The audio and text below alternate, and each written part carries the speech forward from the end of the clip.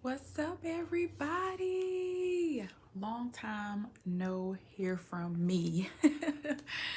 I certainly thought the next time that I did a video, it was gonna be my ultrasound pics and just glowing from my big bump. But although that's not this video, I know that video is to come. But for now, I did promise you guys that I would tell you how my IUI journey went. We have had 2 failed IUIs and we had a failed timed intercourse.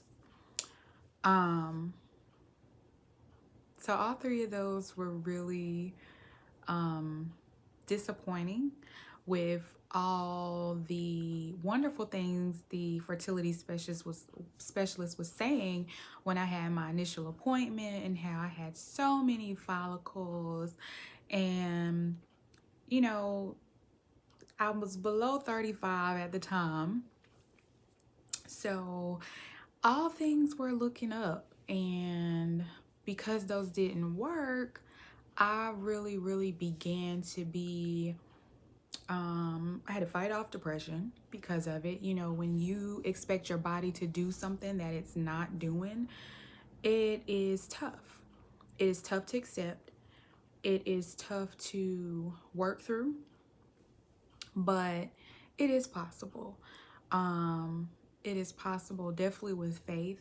And honestly, some parts of the process, I feel like my faith was almost making it harder for me, because I kept feeling like, what's wrong with me? I believe, and this isn't happening. So what is going on? You know, what's wrong? I even have listened to other videos and other people praying, and they're like, you know, it's tied to spirits and this and that. So, you know, just praying about all that stuff and not knowing what direction to go in next really left me this past Christmas uncertain. And right before Christmas, we found out that the next step for us would be IVF, and that process was going to cost $17,000. Did that include medicine? I think it may have included medicine, but it may not have included all the medicines. Or if the doctor felt like there was something else that I needed to do or to take, it wouldn't have included that extra stuff. So, because we didn't have that type of money laying around, it was really disappointing and discouraging as far as our process goes to what were we going to do next. And so as a person of faith, I definitely had to take the time to pray about it. And I felt it so necessary to come on here and talk to you guys before we got the confirmation that we are pregnant, so that our next videos from here and moving forward are just really a testament to sticking to what you believe, sticking to what you know God has said for you, and the importance of it, and the importance of sticking to that and continuing to believe when the circumstance doesn't look like that's what it's going to be. And I didn't want to wait until we had that positive to make that video, until we knew for sure, because I wanted you guys to know that it is still possible to remain hopeful, to remain faithful. We have been going through the back and forth, through things not working out for us since 2014, and it is now 2019. So it hasn't been a short amount of time, and I know for some people out there it's been even longer. You know, for those who just pop up pregnant, as I did. You know, when I was younger, I had my first child when I was 16. I had my next child when I was 18. Getting pregnant was like nothing. Absolutely nothing. It just was simple. I didn't understand the process. I didn't understand the miracle that happens when you have an egg and a sperm that come together. And now having more wisdom and now being more seasoned and it not being as easy, it's definitely been something different for me to experience. And I definitely believe that God has allowed me to come through this journey so that I can encourage someone else along the way once I'm done. So let's get into why I also wanted to do this. I saw the Gabrielle Union Wade and Dwayne Wade interview with Oprah Winfrey, and I thought it was amazing. As someone who also has gone through fertility struggles, I thought it was so wonderful that she got on there and was just very transparent about the miscarriages that she's experienced, about the process, and the fact that they chose to have a surrogate, which was the best health option for them. I just thought it was wonderful to have someone who, a lot of times we feel like when you have money, there are certain things that you're not going to experience, and in this instance, you're not exempt. And I love the fact that she showed that. You know, I really hate that there are people who were going on there and making very negative comments to her, and about her, about what they decided to do along the way. Because when you're a mother, you're a mother. And other mothers or fathers should really, really be precautious about the things that they say, which brings me to my next point. One thing she brought up was, and maybe it was a question that was posed to her about things that people ask when you're in the process. And I have not gone through IVF. So, you know, her bringing up about the egg thing, I just thought that was big anyway. If somebody does not volunteer that information to you on whether or not the egg is theirs when they're going through the process, that's not something that you should ask. It is really, really, the process is hard enough. So asking questions like that, I mean, what difference does it make for you? It's their child.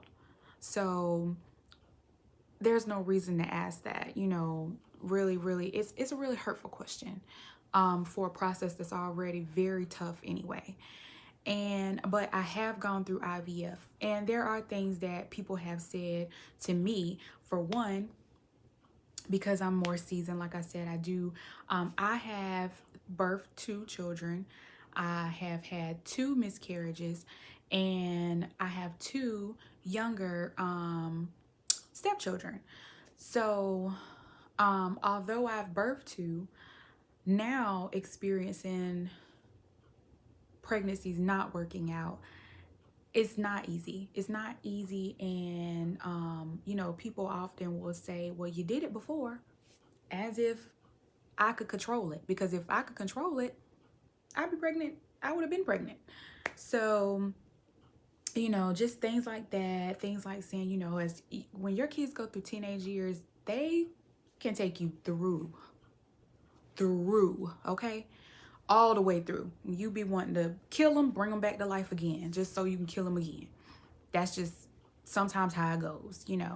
Not literally kill them, y'all.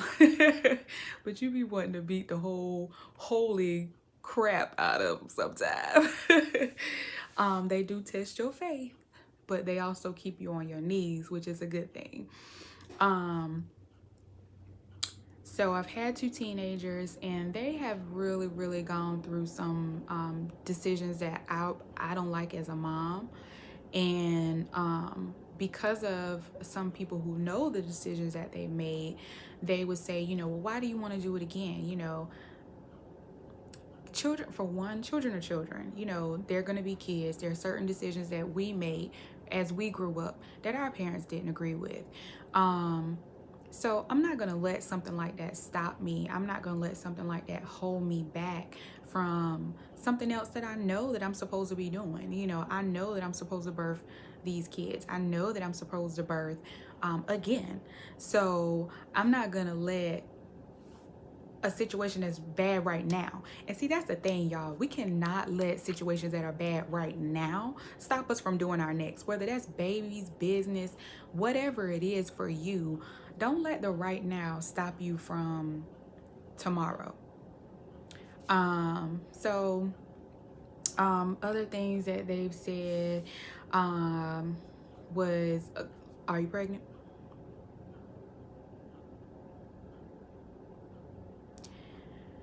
And you don't want to say, do I look pregnant? Because maybe you do.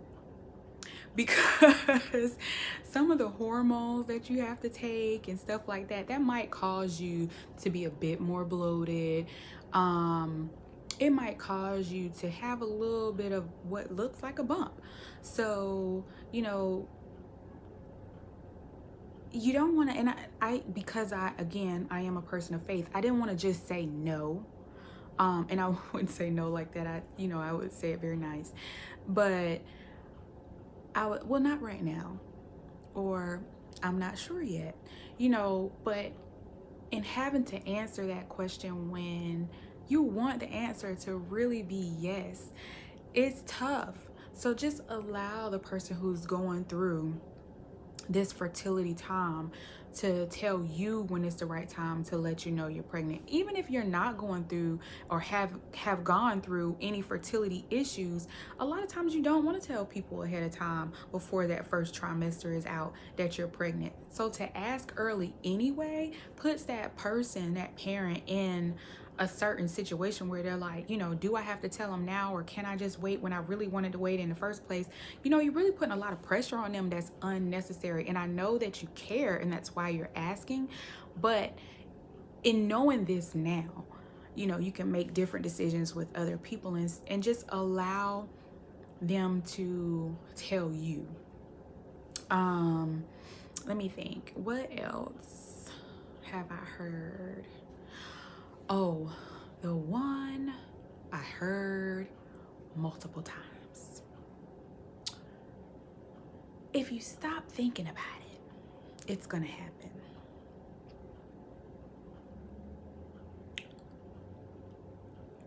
First of all, anybody who has gone through this process knows you're not gonna not think about it. You're not. At some point during your 28, 32, 35, 36 days, however long your cycle is, you're going to be thinking, is this my month? Did we do it during my fertility window? All types of questions you're going to be thinking and asking yourself because you want it to happen. And it's just not... I don't know if it's possible. If anybody does know that it's possible, you tell me. Comment below and say, how did you center yourself so much to the point where you were just like, I'm not thinking about it. Now, what I will say is that there have been times where I just released it. I was holding on to it, I feel like, so much before that's why the letdown every month was so hard when I got a negative. So when I got to the place where I could just let it go and I could say, God, when it's your time, it's going to happen for me. It wasn't so much pressure. It wasn't a lot of pressure on me. It wasn't a lot of pressure on my husband. And that's when I'll say I feel like things changed for me. But it had to change when I think I had gone through what I was supposed to learn. And I feel like I was supposed to learn that it's about trust. Not trusting God, not trusting my husband, but trusting God, excuse me.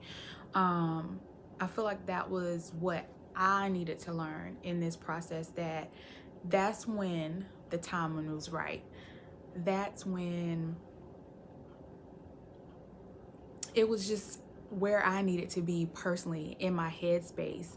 And really, I feel like that's when we both came together mentally for what's best for me, because being someone who has been diagnosed with PCOS, been diagnosed with severe vertigo, so extra dizziness from the medicine, extra dizziness, and that's the thing, like, when you are going through this fertility journey, you're going through a whole lot of extra time you're putting in, extra money you're putting in, and it is going to be taxing on your body. So you have to do the best that you can do as far as keeping your body up, because that metformin will have you going to the bathroom. It will have you not liking foods that you used to like, that you you know, that you thought would be okay. Initially they said to me about eating greasy foods and how that would affect me while I was taking the metformin. So it was something that I stayed away from, but I ate things like salads, and I'm a fan of like Olive Garden dressing and stuff like that. So I thought maybe that was too greasy the first time. I had a salad again and even put ranch on it, and it did not go well. The letrozole or Femira was also, I feel like, making me having some additional dizziness for me. And I'm not saying that would happen with everybody else, but that's just how it affected me. And as far as I did have to do the injectables, the Femira by itself did not get me to a place where my follicles were growing the way that they should. So when I say also that you have to spend some extra time, there's like in a week, I'll probably had to go visit my specialist 2 to 3 times, because they're monitoring your blood, they're monitoring your follicles to see if you're ready for the next step in the process. And they turn around so fast. Like the longest time you really have to wait where you're not there is during your 2-week wait. And that's why you're sitting around, you're looking at every single symptom. And if I could find a paper where I wrote it down, symptoms that I felt during the time intercourse, I really didn't write a whole lot down because I had already been through the process before. The first time I wrote everything down. Every single day I was watching everything, my boobs, how I felt, every twinge, every cramp, everything. And I literally felt pregnant every day. And it's because of the HCG shot. And I heard it from so many other YouTubers, but I just want to write it down for myself because it was a new experience for me. And I just knew like my first IUI was going to work. So when it didn't, you know, I was disappointed, but then I was like, okay, well, my second one's going to work. So with the second one, I still wrote things down because there were differences between the first time I had IUI and the second time. So those differences were what I assumed was going to be my positive result. So the first time around, I was feeling so pregnant the whole time. The second time around, I did not. So when I started having symptoms, I was like, oh, buddy, this new stuff is coming on because your girl pregnant. And it wasn't that way. So again, it was like another letdown. And I'm like, God, you know, the first time around, my husband had 86 million sperm. I'm sitting here like, this dude is the king of sperm. You hear me? We gonna make a baby. We gonna make a baby. Like, that's how I was feeling on the inside. I ain't show him, but I was like, yeah, your girl gonna make a baby. Yeah. But not one of them, not a one. So, and then the second time around, he had 11 million sperm. Which, y'all, it's so crazy, like, to know that many sperm. And I have 4 follicles the first time that were mature enough to move forward in the process. And my husband had asked during one of our meetings with the fertility specialist, you know, how are we gonna make sure that we're not walking out with like octuplets? And the doctor said that if there were too many, that they would pop some before the procedure. So going in, I'm thinking they're at least gonna check my follicles again, which I know they checked them before they told me to take the HCG shot, the Avadril, but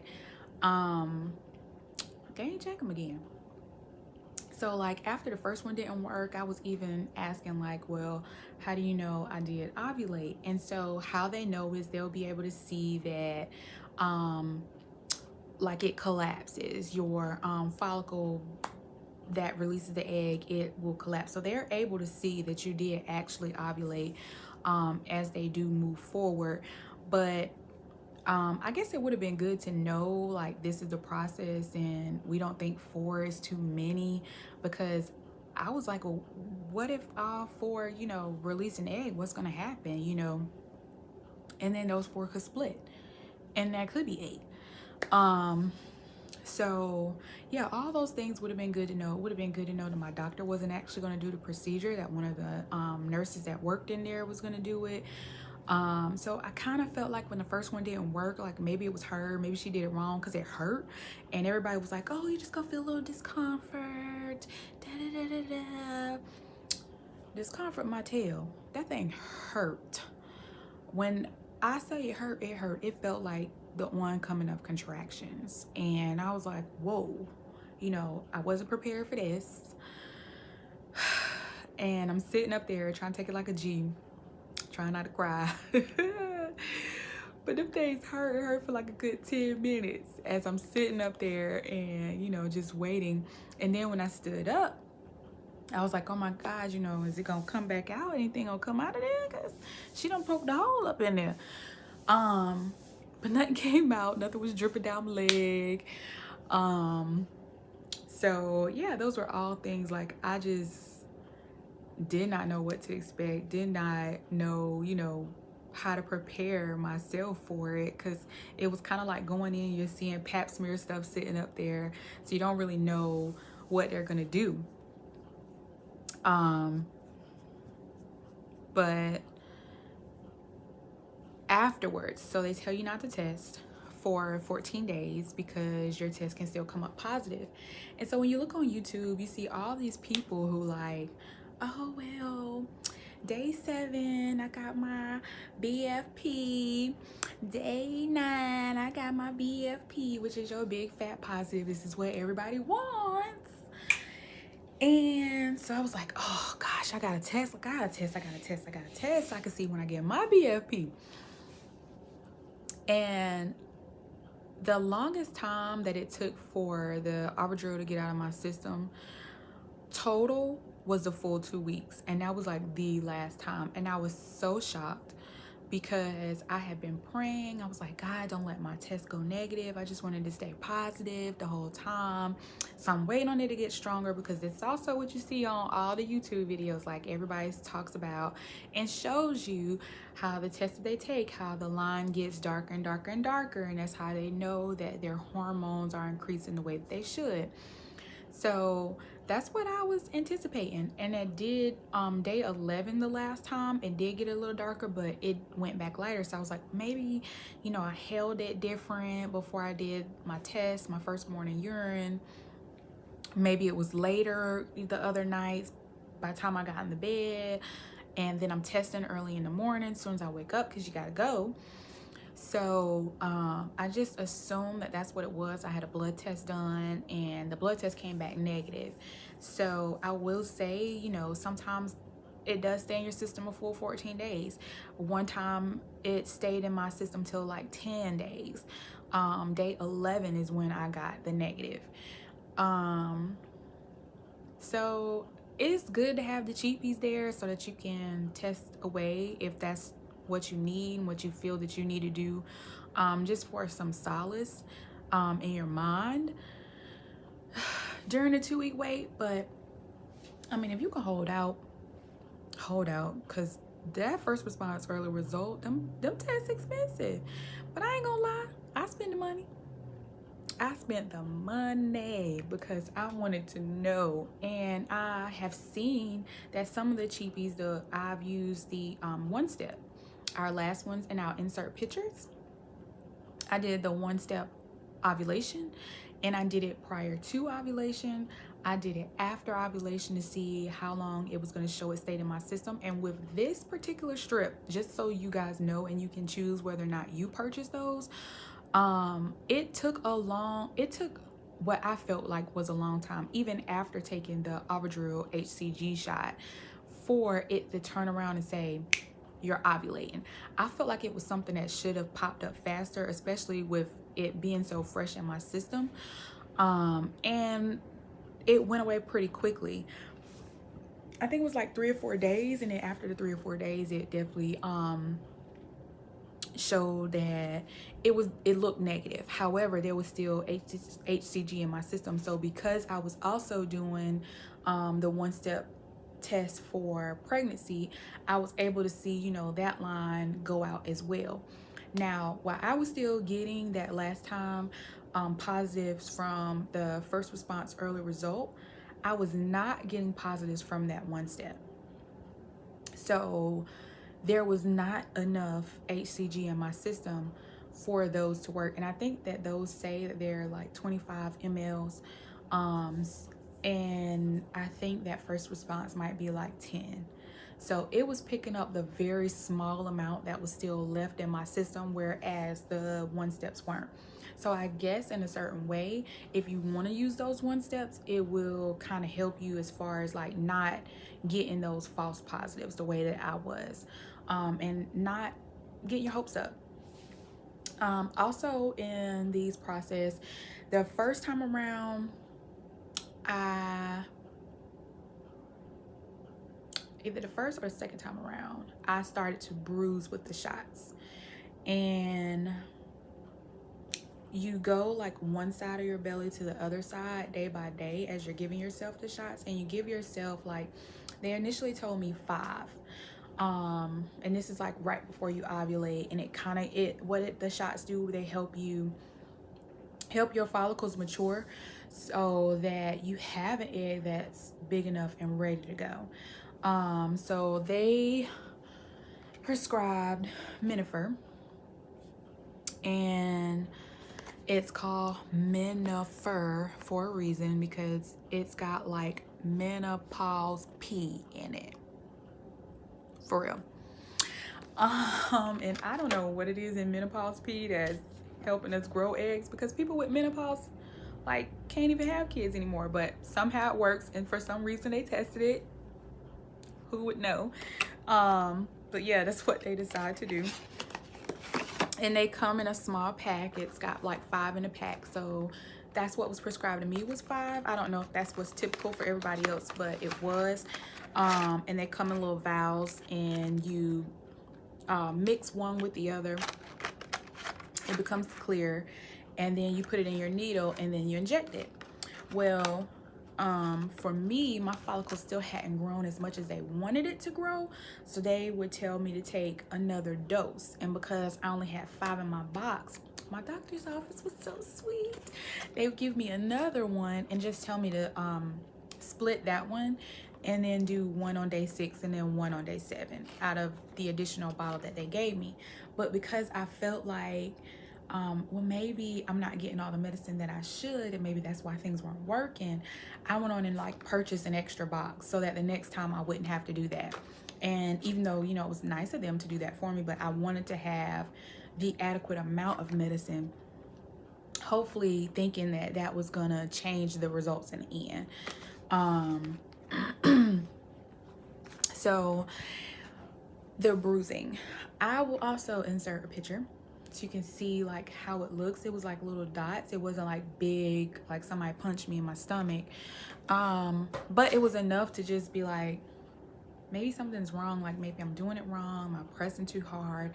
One day I actually had air in the needle, and the needles aren't super big. I was scared at first that they were going to be, and you don't even fill it up all the way. Like you're just going to the one here on the needle, and even the ends aren't big that you're injecting in.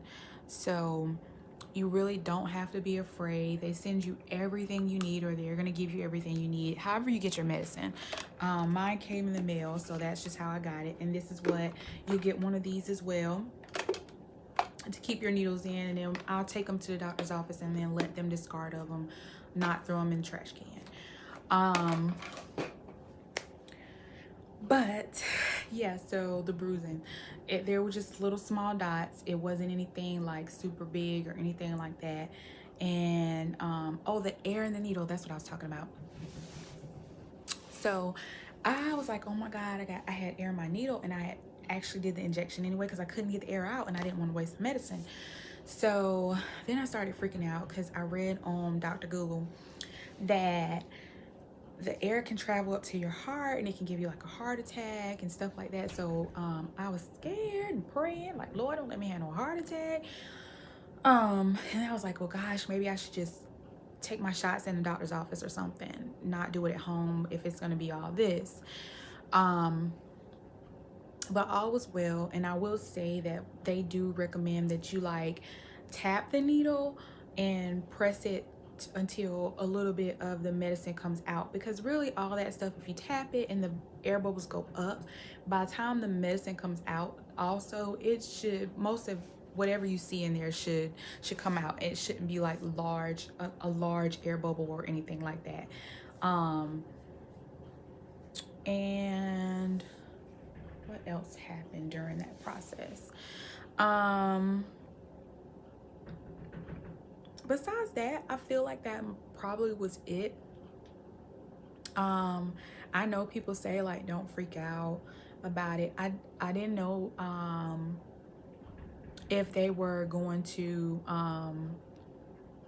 also tell me to like stay off my feet for a few days, but they didn't. It was just like, go on about your business, girl. So you know, just for me, I felt the need to just kind of take it easy. And I read online about like keeping your uterus warm and stuff like that. So that's just kind of like what I did. And I read, and throughout this process, I have read this book, which is called Supernatural Childbirth. And I so recommend this for people of faith. I will say, after I read it, I felt like I didn't have enough faith when it came to childbirth, because she had like no pain. She was just decreeing and declaring stuff, and it was so and I was like, God, why is this not happening for me? Her testimony, it is amazing. It is spectacular, but it also just lets you know that you can have that too. So where your first thought might be, God, what is wrong with me? You know, where's my faith at to where this isn't happening for me? It can happen for you too. And I love the fact that it's just drenched with scripture, so that we have that as a tool when we're praying and when we're decreeing and declaring things over us, to use the word and in our prayers. And I love the fact that there are also prayers in here. So when you don't know what else to say, you can use that too.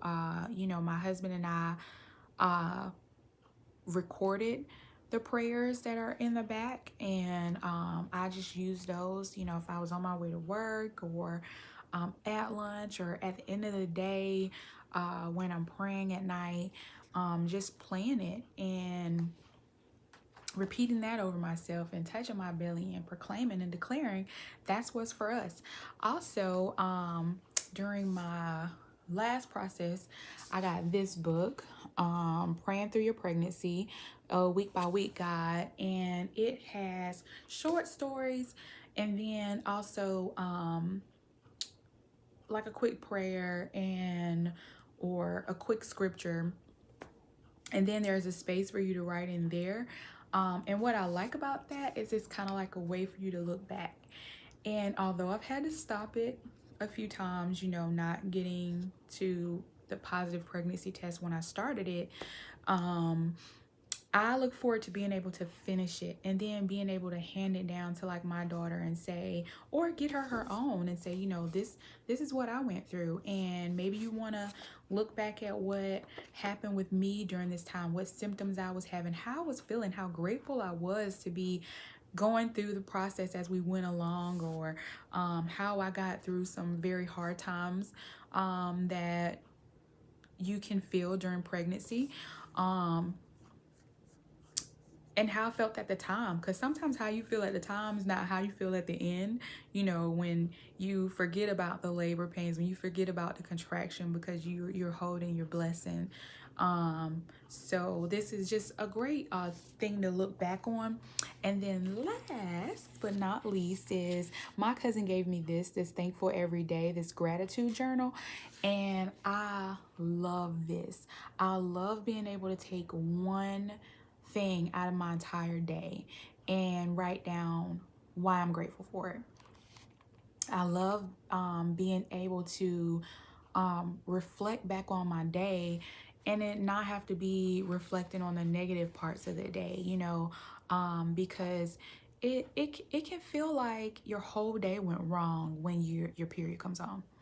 It can feel like your whole day went wrong when you get that negative, and or your whole day is going to go wrong if you're doing your first morning urine and you test and it's negative, or if you're not moving along the process the way that it should go for a viable pregnancy. But this thankful every day just gives me an opportunity to say something went right. And when we're living and we're breathing, something is going right. Something in our day has happened to make us feel good. We have wonderful spouses with us that encourage us throughout the process. Maybe not every day, but sometimes there are things that they do just because they know that it's hard and it's taxing on us. So if we're reflecting and that's our thing that we're grateful for, it gives us a challenge to go back and let them know that we are really appreciative of them taking the time out to say, I know this process isn't easy for you, but also to understand that it's not easy for them either. My husband didn't just experience the 2 miscarriages with me. In a prior relationship, he had experienced a miscarriage. So, just remembering that he has feelings too. He's not the man. He doesn't have to be strong about every single thing and never say when stuff's tough for him. Or maybe his day was hard too. So I'm able to say, today I'm just so grateful for blah, blah, blah. If something happened with the kids and because we had experienced so many things that we didn't agree with them, the choices that they were making, when there's something good, just to reflect back on that and say, gosh, I look forward to many more days like that, or whatever, just to keep yourself and each other encouraged. You guys are in this process together, and it can be tough. It can be tough on your marriage. It can be tough on you, but you can make it. You can do it. I don't know how this process is going to end for you, if IUIs are going to work, if timed intercourse is going to work, if you guys do IVF and that works, if you choose to do a surrogate and that's what works for you, or if it comes to be that it's just natural and that's what works for you guys. But I am so grateful that I have had the opportunity to speak with you about it. I'm grateful that we have this platform that's open to any and everybody to be able to get on here and just express, just get it out, just let it go, I'm grateful to have that opportunity, and I look forward to being able to come back and share our great news with you guys and let you guys see our family as it increases, and just how we are just moving forward, and how we manage our blessings. So until then, you guys be blessed, and I'll speak with you soon.